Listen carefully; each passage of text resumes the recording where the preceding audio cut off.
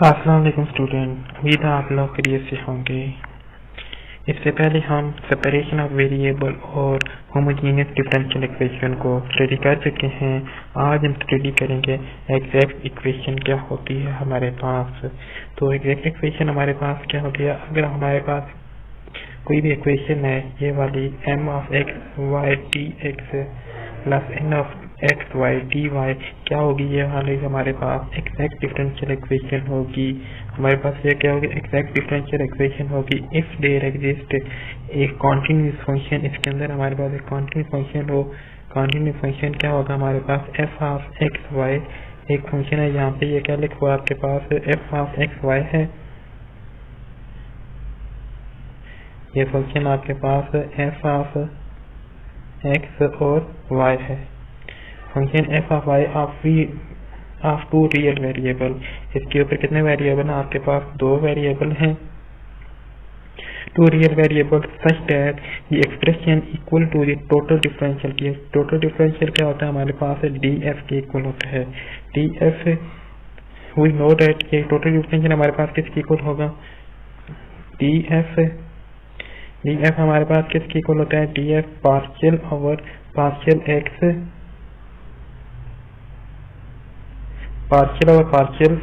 D x plus partial over partial X और partial Y D Y.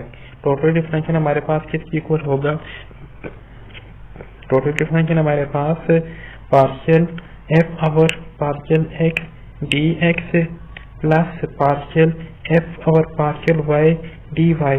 बस इसकी equation क्या कहलाएगी हमारे पास, एग्जैक्ट तब कहलाएगी जब हमारे पास इसके ऊपर कुछ कंडीशन होगी वो सेटिस्फाई कर रही होंगी। तो यहाँ से देखिए हमारे पास ये जो इक्वेशन है इस पार्शियल और इसका क्या मतलब है, हमारे पास जो हमारे पास फंक्शन एफ ऑफ क्या हमारे पास function F of x Y है, इसका हम डेरिवेटिव किसके लिहाज से ले रहे हैं, एक्स के लिहाज से। पार्शियल एफ और क्या आएगा हमारे पास, पार्शियल एक्स आएगा और ये क्या होगा हमारे पास एफ ऑफ एक्स के इक्वल होगा। तो इससे क्या कहेंगे हम, m of x y. Similarly यहाँ पे n of y x y क्या हमारे पास पार्शियल ओवर पार्शियल वाई, ये क्या कहलाएगा हमारे पास f ऑफ वाई। तो अब आप देखें कि यहाँ पे ये ऊपर हमारे पास इक्वेशन थी वो भी कुछ इसी फॉर्म में है। ऊपर वाली इक्वेशन अगर आप देखें तो ये वाला यहाँ पे क्या है हमारे पास, m of x y d x plus n of x y D y, ये वाली इक्वेशन है हमारे पास। तो इसकी जगह हम लगा सकते हैं, इस m की जगह हम लगा सकते हैं partial F over partial X और इस n की जगह क्या लगा सकते हैं हम, partial F over partial Y D y लगा सकते हैं। तो इसका क्या मतलब हुआ कि जो हमारे पास,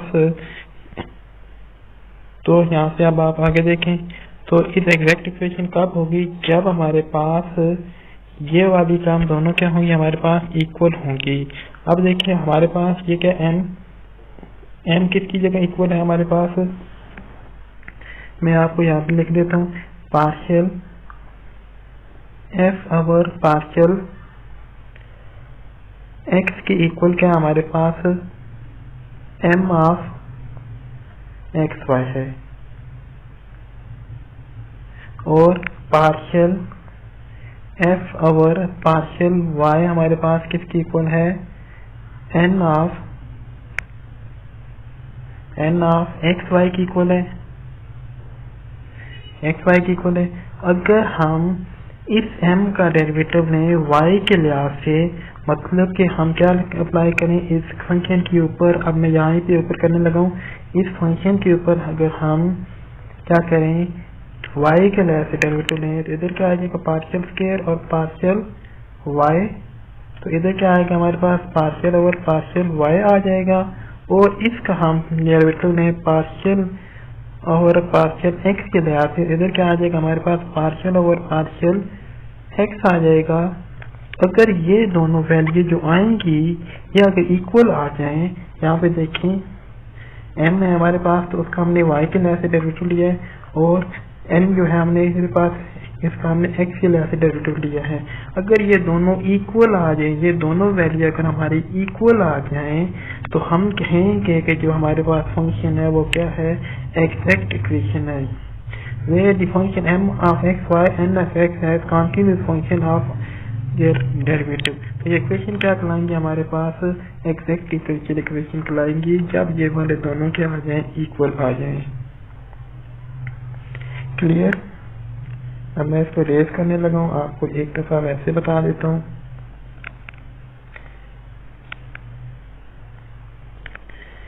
ये जो हमारे पास इक्वेशन है, अब हमारे पास m जो है, इसका अगर हम y के लिहाज से डेरिवेटिव लें तो, और जो n है इसका हम x के लिहाज से डेरिवेटिव लें, पार्शियल x, अगर ये दोनों इक्वल आ जाएं तो हमारे पास वो इक्वेशन क्या होगी, एग्जैक्ट इक्वेशन होगी।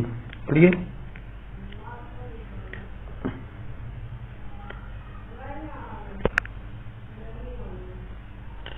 यहाँ से वही बात है, इसने जो मैंने आपको बता दी है, ये वाली सारी बातें कि हमारे पास m था, ये किसकी इक्वल होता था, हमारे पास पार्शियल x की इक्वल होता था, f ऑफ x की इक्वल होता था, और जो हमारे पास n था वो किसकी इक्वल होता है, पार्शियल f और पार्शियल y की इक्वल होता है, f ऑफ y की इक्वल होता है।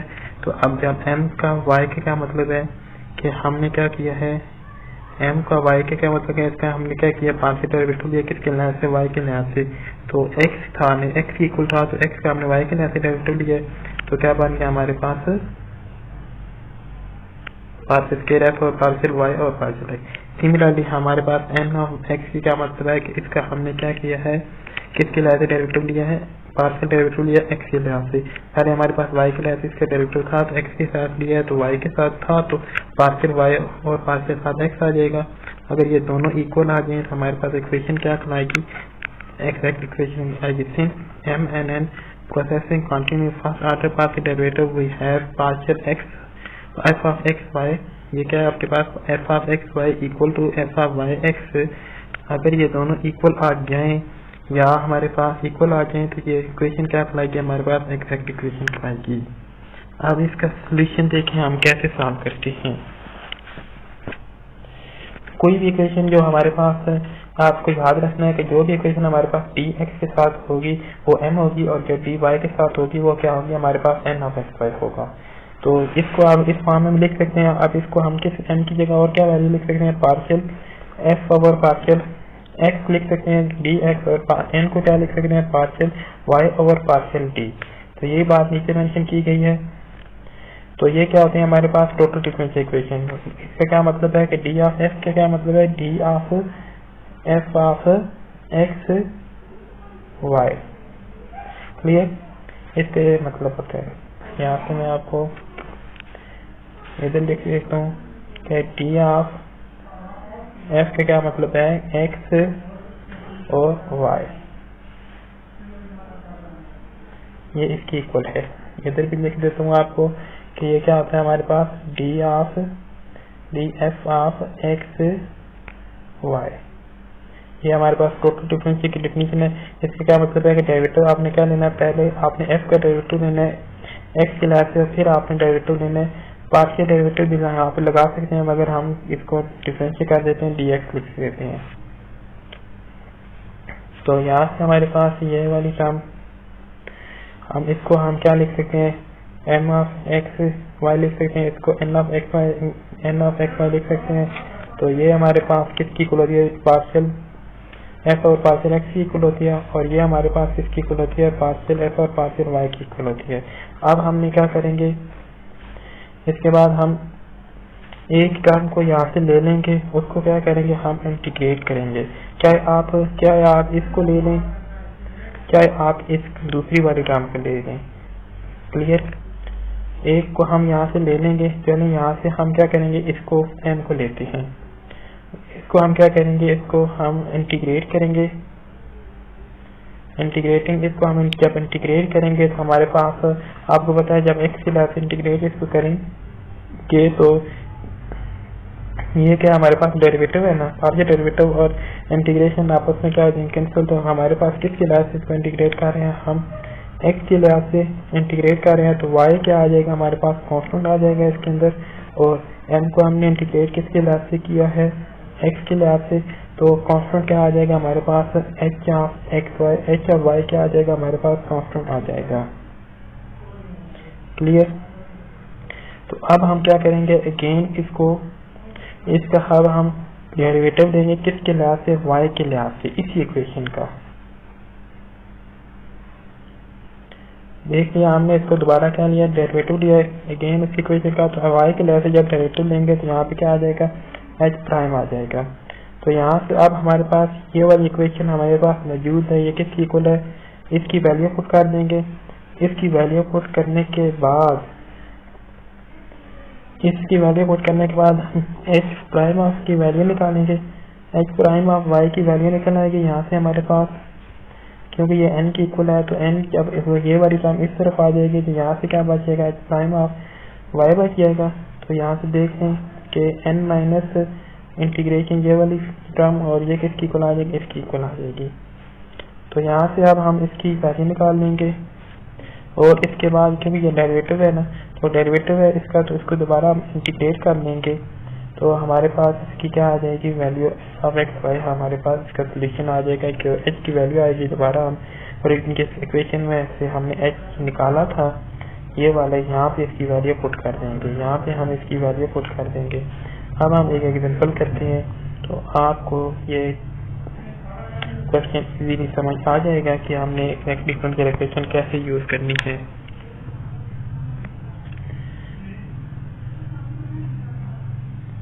आप देखिए आपके पास ये वाली क्वेश्चन है, क्लियर। तो ये क्या हमारे पास m होगा, मैंने आपको बताया कि जो dx के साथ होगा m होगा, और ये हमारे पास dy के साथ होगा वो क्या होगा, हमारे पास n होगा। तो आप देख लें यहाँ पे m को हमने अलग कर लिया और n को हमने अलग कर लिया है, और m का हमने क्या करना होता है, हमने पार्शियल डेरिवेटिव किसके लिहाज से लेना है, y के लिहाज से। तो y के लिहाज से डेरिवेटिव लेंगे तो मैं यहाँ पे आपको बता देता हूँ किसके, जब y के लिहाज से डेरिवेटिव लेंगे तो क्या आएगा आपके पास 3x स्क्वायर और साथ 1 आ जाएगा प्लस 0।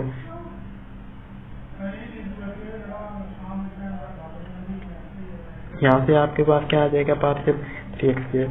अब हमने इस टर्म का क्या करना है, डेरिवेटिव लेना किसके लिहाज से, x के लिहाज से। क्या आ जाएगा आपके पास 3x स्क्वायर प्लस 0 आ जाएगा। तो यहाँ से देखें, यहाँ पे हमारे पास ये दोनों इक्वल आ गए हैं, तो हम कहेंगे ये इक्वेशन क्या है, हमारे पास एग्जैक्ट इक्वेशन है। क्लियर। अब हम क्या करेंगे, इनमें से एक टर्म ले लेंगे, उसको हम क्या करेंगे, इंटीग्रेट करेंगे। To find the solution which note that the left hand side equation is an exact equation. ये हमारे पास क्या जो इसकी इक्वेशन लेफ्ट हैंड साइड है वो क्या हमारे पास एग्जैक्ट डिफरेंशियल इक्वेशन है। तो अब हम क्या करेंगे, इनमें से एक इक्वेशन ले लेंगे, तो उसको हम क्या करेंगे, उसको हम इंटीग्रेट करेंगे। अब देखें यहाँ से आप there exist a function such that, हमारे पास हमने एक इक्वेशन ले ली है, कोई भी आपके पास दोनों इक्वेशन है यहाँ पे आपके पास लिखी हुई है। ये किसकी इक्वल है आपके पास, ये आपके पास किसकी इक्वल था, आपके पास m की इक्वल था ना, और ये किसकी इक्वल था, आपके पास n की इक्वल था। तो इनमें से एक इक्वेशन ले लें, इसका हम क्या करेंगे, हम इस इक्वेशन को इंटीग्रेट करेंगे। किसके लिहाज से इंटीग्रेट करेंगे, हम y के लिहाज से नहीं, x के लिहाज से हम इसको इंटीग्रेट करेंगे। देख लें हम इसको हमने इंटीग्रेट किया x के लिहाज से यहाँ से, तो हमारे पास इधर क्या आ जाएगा, f ऑफ x y आ जाएगा, और x के लिहाज से हम इसको क्या कर रहे हैं, इंटीग्रेट कर रहे हैं। तो इसको देखेंगे, जब इसको x के लिहाज से इंटीग्रेट करेंगे तो क्या आएगा, 3x की पावर 3/3 और साथ ये y इसी तरह प्लस 2, क्योंकि x के साथ इंटीग्रेट x प्लस कांस्टेंट क्या आ जाएगा हमारे पास, कांस्टेंट हमारे पास h y आएगा, y के ऊपर इंडिपेंडेंट होगा। तो यहाँ से देखेंगे 3 और 3 कैंसिल हो जाएंगे, तो ये इक्वेशन आ जाएगी। अब हम इसका क्या करेंगे, पार्शियल डेरिवेटिव लेंगे, किसके लिहाज से, y के लिहाज से पार्शियल डेरिवेटिव लेंगे। तो y के लिहाज से डेरिवेटिव लेंगे, तो देखिए, तो यहाँ से हमारे पास क्या आ जाएगा, x क्यूब प्लस y के लिहाज से जब इसका डेरिवेटिव लेंगे तो ये 0 हो जाएगा, और h प्राइम ऑफ y ये आ जाएगी हमारे पास टर्म। तो यहाँ से x3 plus h prime of y आ जाएगा, और यहाँ से हमारे पास, अब देखें आप कहेंगे कि ये वाली टर्म कहाँ से आई है, तो यहाँ से हमारे पास ये वाली टर्म हमने निकाली है अभी। तो आप देखें इसकी वैल्यू हमारे पास मौजूद है, ये जो टर्म है हमने इसकी वैल्यू यहाँ पे लगा दी है। तो यहाँ से हम इसकी वैल्यू लगाएंगे तो हमारे पास x की power 3 plus h prime half y equal to क्या आ जाएगा हमारे पास x क्यूब प्लस y। तो यहाँ से हमारे पास ये और ये क्या आ जाएंगे, कैंसिल हो जाएंगे। तो अब यहाँ से ये जो हमारे पास डेरिवेटिव है इसको हम इंटीग्रेट करेंगे तो हमारे पास क्या आ जाएगा, y की इंटीग्रेशन होगी तो y² 2 आ जाएगा। यहाँ से देख लें हमने इसकी जब इंटीग्रेशन किया तो y² 2 आ गया। अब ये h और y हमने फंक्शन में पुट कर देना है, इसमें इसकी वैल्यू पुट कर देंगे। ये क्या होगा, हमारे पास रिक्वायर्ड सोल्यूशन होगा। हमने वैल्यू क्या करनी, इसमें हमने क्या कर देना है, पुट कर देना है h ऑफ x y। तो इसकी वैल्यू हमने यहाँ पे पुट की है। तो आप देख लें कि ये हमारे पास इसका रिक्वायर्ड हमारे पास सोल्यूशन आ गया है। तो ये इक्वेशन अगर हम इक्वल टू करेंगे तो हमारे पास क्या आ जाएगी, इक्वल टू सी की इक्वल आ जाएगी। उम्मीद है आपको ये क्वेश्चन क्लियर हो गया होगा। अगर कहीं से कोई डाउट हो तो आप मुझसे कमेंट में पूछ सकते हैं। अल्लाह हाफिज।